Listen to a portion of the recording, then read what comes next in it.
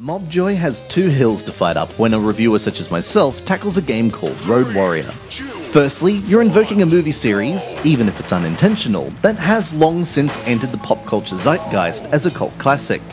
Secondly, I'm an Australian, making said cult classic all the more precious. So, with this in mind, does a free side-scrolling racer have the goods to match up to such high expectations?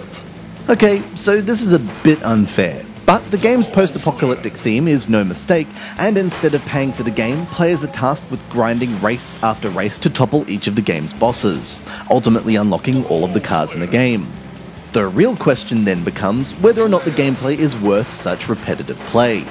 After spending your available cash on upgrades or perhaps a new vehicle, you then select from a handful of randomly assigned tracks of varying difficulty. Acceleration is handled automatically, and players have the option of either controlling the tilt of their vehicle via touch or tilt-based controls, while braking and firing is handled by on-screen buttons.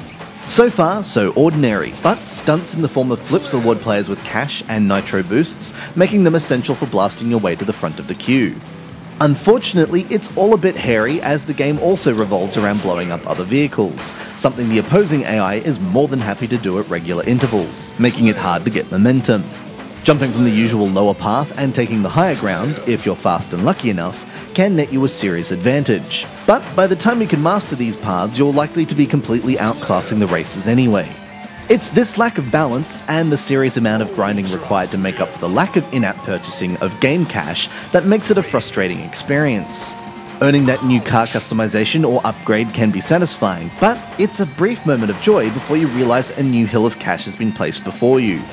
Road Warrior presents itself as a rough, tough side-scrolling Mario Kart and comes out as a rather uninspired racer.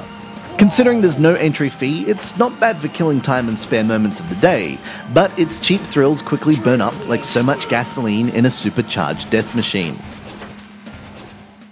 This has been Andrew with AppSpy.com. We review, you decide.